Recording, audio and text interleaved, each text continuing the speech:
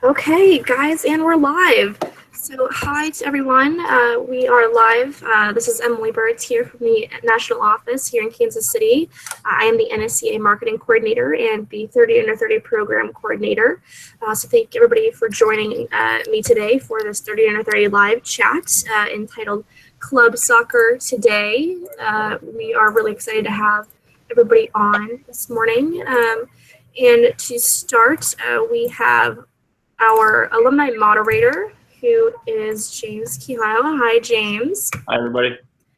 James is out on the West Coast. He's currently working with Montclair Soccer Club as well as IFX Ballistics United Soccer Club when he is not coaching at the De Anza High School. He's the men's varsity coach out there. So thanks, James, for leading this discussion today.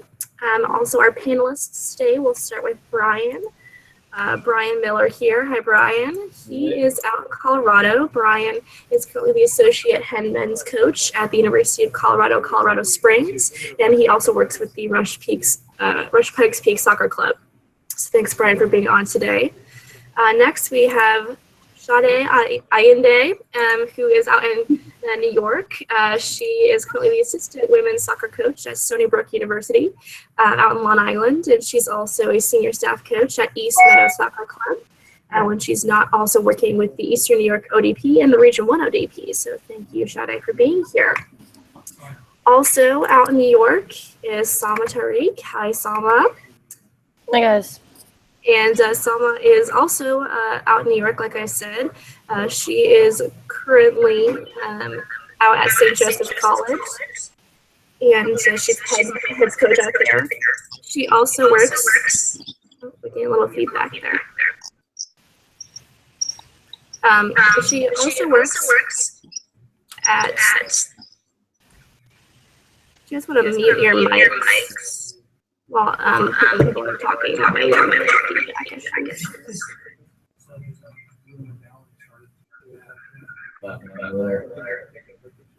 There we go. All right. Yeah, might be better.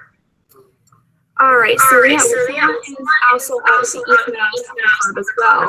So, all right. Thanks everybody for joining today. And James, I'll let you take it away. Great, sounds good.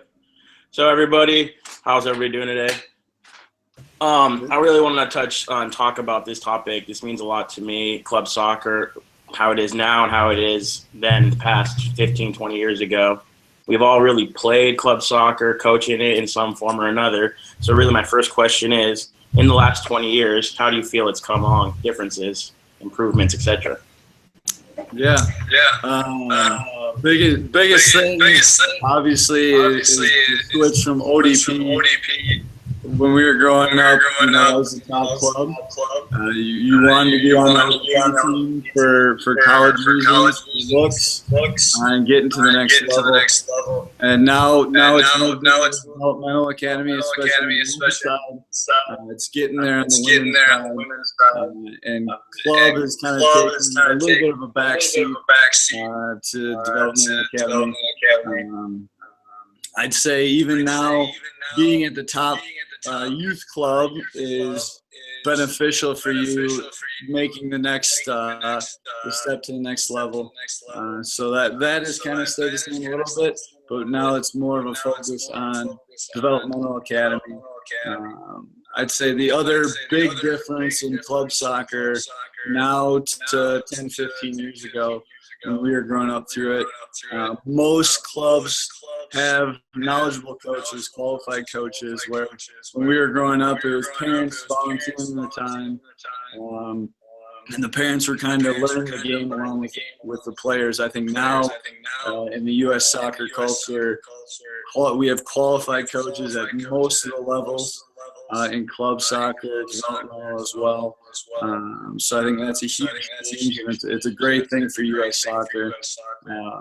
I think the other interesting thing between development academy and club is it kind of fits with the Division II model, which is life in the balance. Being at the club level is more, all right, you can play other sports, you can play high school, You have that balance where development academy, I mean, you're 9-10 months out of the year, you're training 5 times a week, and then when you're not training, you're traveling and you're playing. So that kind of has more of a Division I professional kind of culture and idea with the development academy or club. At least from my point of view, I think we're a lot more athletes on the field rather than soccer-specific players. I mean, just looking at our roster, we've got kids that came off the football team, came off the basketball team, and we see a little bit of a difference in players between the two, between club and development academy. Anybody else? Opinions? Discussions? Okay, that's good. All right, another question. This one I think we don't have a good answer with is how has the growth of club soccer really affected player and women coaches?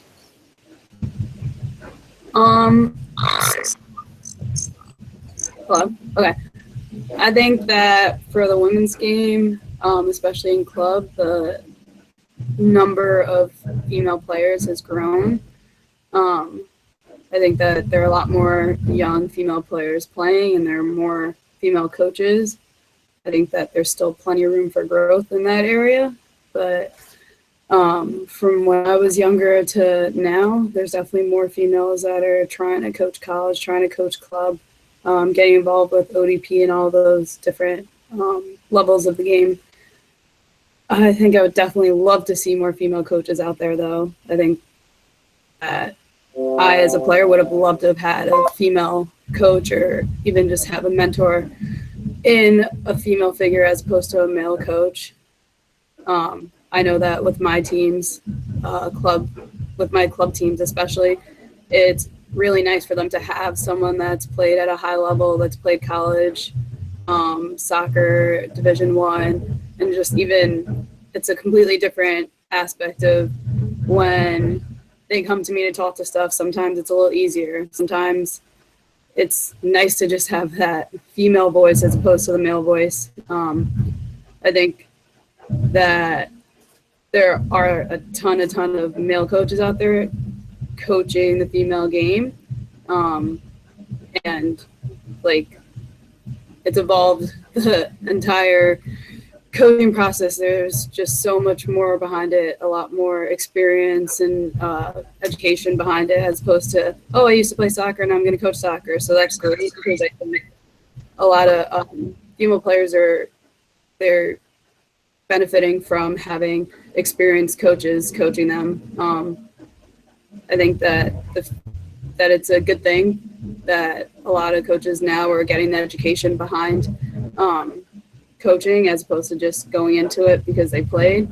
And I kind of look forward to seeing where the girls' DA goes. I like all that's happened in the past couple of years with the growth of the game for females. So I don't know if anyone else has anything to say. Anyone? I mean, for me, myself, modern, I'm actually proud seeing a lot of women coaches. Especially I see kind of a correlation. A lot of the better teams, and it's mixed, but a lot of the better club teams you can see, especially around the West Coast, are successful having those women coaches as well. You know, they have that bond that it's hard.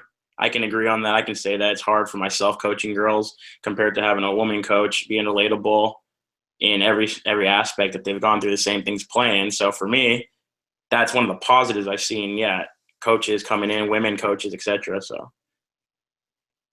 all right. So this one's kind of a loaded question. I like this. You know, especially in the Bay Area, there was really back when I was playing. 20 years ago now, I was playing. There was really a top 5 group of clubs in the area. Then with the advent of U.S. club soccer, every city, every town had a club. Some cities had 2 or 3.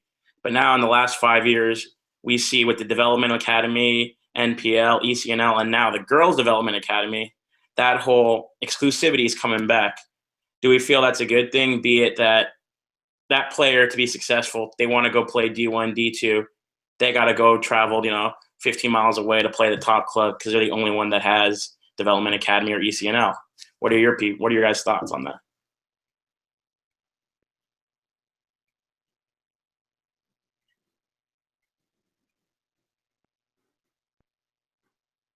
Hello? Hi. Hi, can you hear me? Yeah, I can hear you. Oh, okay. I think it's a great thing that it's becoming more with ECNL and NPL. When I played club, we were kind of the first taste of ECNL. I don't necessarily think if you want to play D1 or D2, you have to play ECNL. I think there's other clubs you could kind of see fit and play in that kind of atmosphere. I think ECNL is a great thing. I think it's an awesome thing for our young girls. I think it's great thing for when they get older, and especially if they want to play D1. The downfall, I think, is just the cost it takes, to kind of play ECNL. And if you have more than one child, and they're both very good athletes, how do you balance that? I think traveling every weekend or every other weekend, 4 or 5 hours for a game, takes a certain level of a player, a certain mentality of a player, a certain desire and commitment of that player. So I think for that aspect, if you definitely want to go D1, a top level D1, I think it's a no-brainer. You should play ECNL. I also think if you do play for an ECNL team and you're not necessarily playing on the field, how well are you going to develop and how much are you really going to be seen to get to a D1 level? Rather than just playing at maybe an NPL where it's a little bit lower. But you're definitely going to play a lot more in that atmosphere and definitely be noticed. So I think it's a great thing that it's exploded now, rather than when, I was playing and it was just starting. I just think, there's definitely a lot of financial aspect to kind of take in consideration to play ECNL. And, what age should we as parents decide in doing that? And if you have more than one child, how do you balance that? Those would be my biggest concerns. But everything else, obviously, competition-wise and level-wise, and the exposure you get, the coaching you get, the one-on-one interaction you get, all those things are phenomenal. And, I wish I had that when I was younger, and being exposed to so many different teams and coaching styles. I wish we had that back then.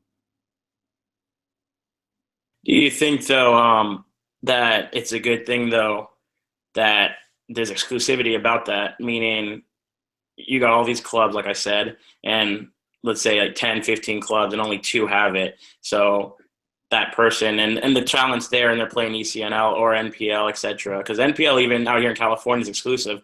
That's a good thing that it dwindles down. I mean, because then you got Club A, who can't provide that, loses players and loses their momentum. How do you feel about that, the exclusivity part? Or anyone?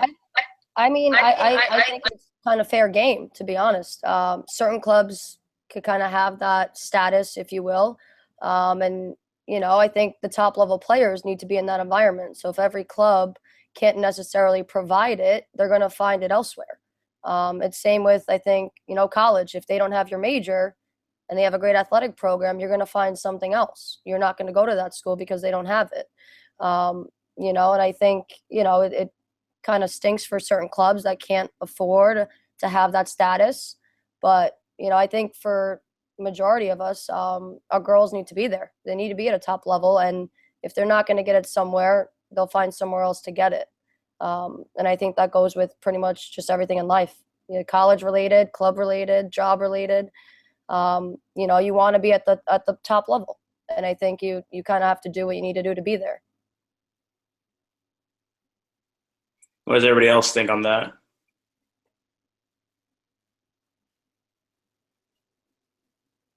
Yeah.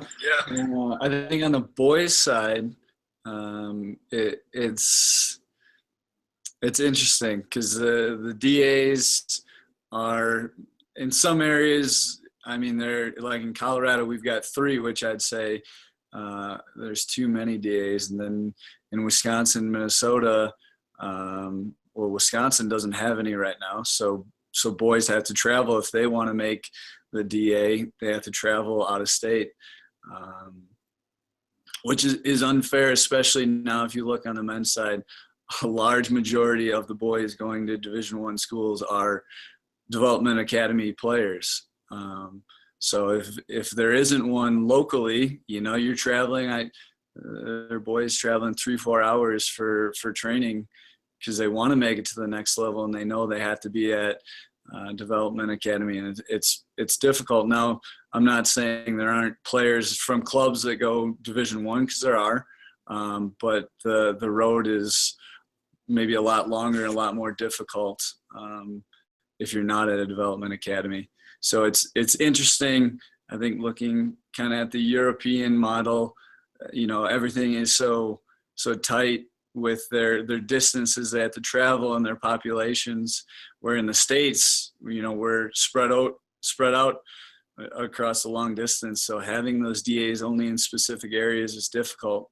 I think hopefully someday the development academy can be, you know, all across the country, so everyone has that opportunity to develop and get to the next level.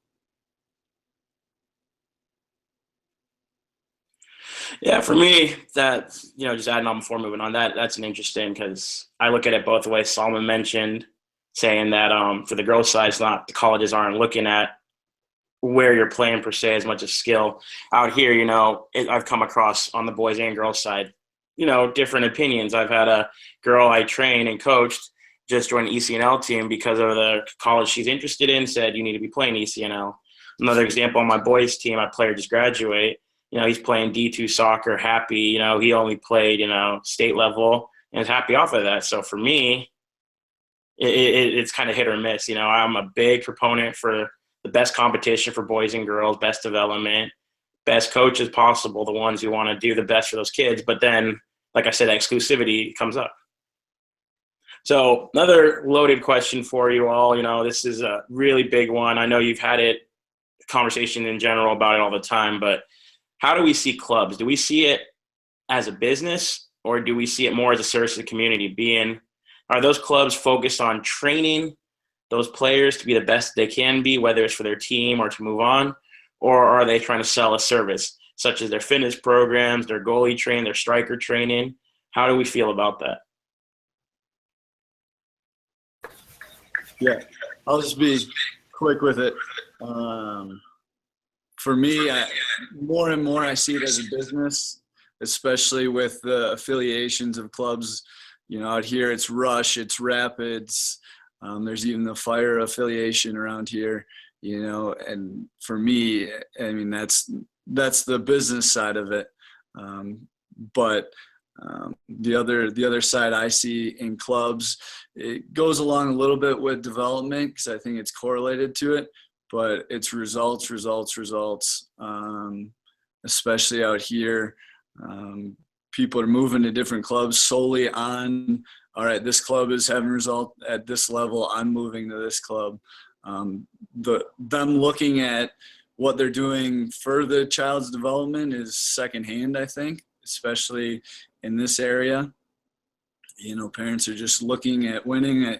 A great example, I had a U12 boys, it was the third team in the club, and one of the parents asked me why the team wasn't winning, and that was firsthand. I tried to explain, you know, development is huge at this level. We don't care about winning. And it was, why am I paying you? Why are you getting money? Why aren't we winning? We need to be winning at this level. And I think that's something we need to change as a soccer culture in club and throughout, you know, the development. I mean, for me, results really don't start mattering until they're, you know, 15, 16. That's when we can focus on results a little bit. But up until then, results shouldn't matter. That's what I got. What do you think, Salma? What do you think about that? A big business aspect of it. I think, you know, they want an instant gratification. So that's, I want to win now. I want to win the tournament. I want to win every game, rather than thinking of the long-term gratification. So, okay, a lot of, you know, U11 teams kick and run, they get their results. But if you put them in another year, are they really developing? No. You know, I think that's one of the biggest problems we have. You know, our club definitely loses a lot of players based on we're not winning rather than we're not developing. I've never had a player say, well, we didn't develop, so, or we're developing, we're going to leave. It's never been the case. And, I think it's just an American mentality is they want to win. And they can't really focus on the progress of how long it takes really to develop them. And then maybe the following years when you start winning everything, when they're fully developed. So I definitely agree with Brian that it's just an instant gratification. If they don't win, they want to leave, go to a team. Maybe they're not going to develop. Maybe they're not even going to play, but they could say they've been part of a winning team. And I think that that culture definitely needs to change big time. Yeah, it's a big issue. I've seen it. And I mean, we're all in club soccer some form. We make a living off of that. But at the same time, that needs to change. And the club I'm at's really, really awesome about that with the younger groups, about the development. But then, yeah, like Brian said, I've experienced experiences when you have the young ages and you're losing, but you as a coach are happy that they're playing well, but they're getting, beaten like 4-0 and the parents are mad. Yeah, it's always a hard subject. It's always hard something to broach into. So adding to that, though, how do we feel going back to the club when I was asking about a business and such, when you look at the fees that they're putting in as well for that? You look at our national team coach for the men's side, Jurgen Klinsmann said, and a couple of my directors, they're British, they're European. They also the same thing as playing club soccer over there is like, it used to be at least it cost you like $100 a year versus here, we got kids playing 9 months a year and they're paying $2,000. I mean, is that worth it? That's where I go back to, is that being a business? Is it worth it just because we have a state championship at the U11 age, et cetera, to attract people? I mean, in the long run, how do we see that going? It's been like this for 20 years, so it's lasting, but our results for the national team, especially the men's side, we haven't done anything. The girls, the women, they're doing well, but then you go back to the U17s also getting eliminated. How do we feel like that big business aspect in club soccer?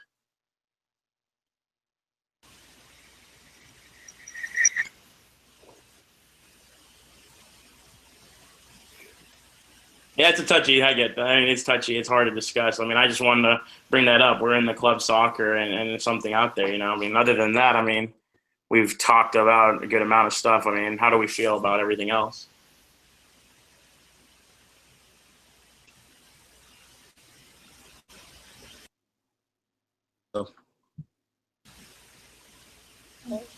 Yeah. There we go. I think I'm back.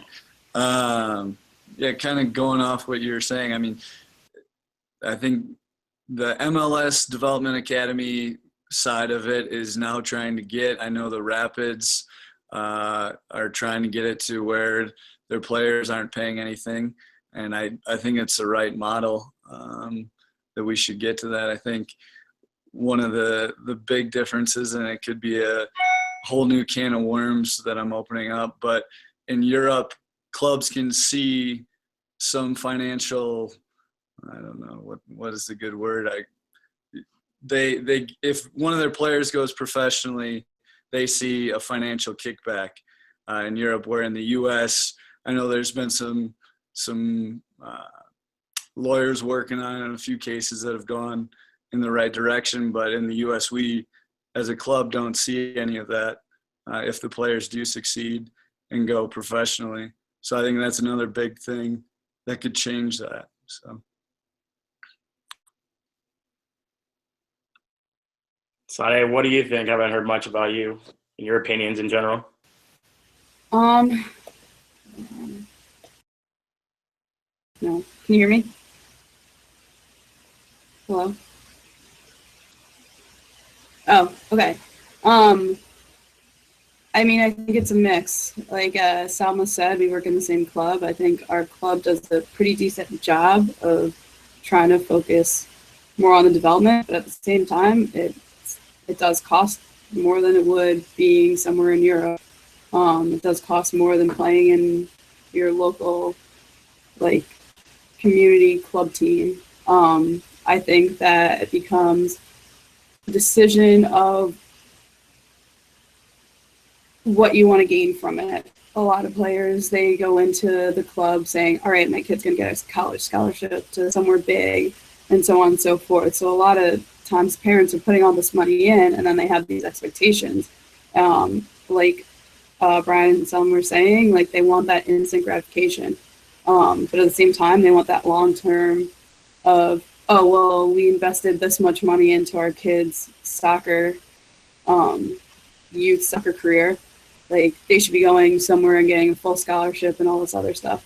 I think it is a touchy subject because it definitely is a business. And for a lot of coaches, it's their livelihood. This is their full-time job. This is how they live. This is how they make their money. So for them, you have to look at it from both sides where just like if you go to school, your teachers get paid. They're teaching your kids, they're educating them. And when you bring them to join a club, you're hoping that they're getting that education, that they're learning and they're developing, and that they're going to be put on the right path to have success later on. So I think that with some clubs, it may be a little more costly, but I think you have to know, or you have to make sure that where you're going is where your kid's going to develop, and your money's going to be towards their soccer education, as opposed to I'm sending them somewhere so that they can go win a championship or win games. Meanwhile, your kid could be sitting on the bench for a majority of those games. But at the end of the day, they're going to be like, oh, well, my team won this. Okay, but how are you as an individual player? Have you learned how to properly strike the ball? Can you take a player on 1v1 and go to goal? All those little things. I'd rather have a kid that can do all the little things and has technically developed, tactically understands the game, and for them to have gone to a club and paid money or whatever it is, just to have the proper soccer experience so that if they do go play college soccer or go decide not to play college soccer, but even if they just decide one day, oh, I think I want to go play club at college, or they want to play after college, whatever it is, like I hope that wherever they grew up playing soccer, that they learned what they needed to learn, and whoever their next coach is, they're not teaching them everything starting from the basics. Like they've got to have at least the basics, a good foundation. And I think every club needs to make sure that they are providing that. Like every kid should have the foundations, tactically, technically, even mentally. You've got to make sure that your kids are learning how to come back from a loss. How do they stay humble after a win? I think, how are you making sure that they understand the physical aspects of the game? All of those little things. I think if that's being provided by a club, then the club is doing right by that kid. But if you're paying all sorts of money just to have your kid go sit on the bench so they can say they won a national championship, then I don't think that kid's benefiting from that. Yeah. Well, I mean, I think this is pretty productive, enjoyable. I mean, I got a lot out of it discussing, about that. I'm appreciative of your responses. Is there anything else you guys want to add or anything else? Because I think on my end, we've touched base on had a good discussion. So. All right, sounds good then. All right, guys. Well, thank you all so much for being on today. I really appreciate it. This was a really fantastic discussion that I think people are really going to enjoy. We got some nice feedback, and it seems like a lot of great discussion here. So we will be back on November 9th for our next live chat. So we hope everybody watching will join us then. And I thank everybody for being on today. These are some of our great candidates from our 30 Under 30 program, as well as some great alumni. You can see them in our 30 Under 30 live chats here in the next couple of months. And we are looking forward to seeing you guys all hopefully at convention. We're getting ready for convention in January, so that's going to be great. So we hope to see you guys all in LA, and I hope you guys have a great rest of your week. So bye, guys. Good. Bye. Thank you. Thanks, guys. Bye.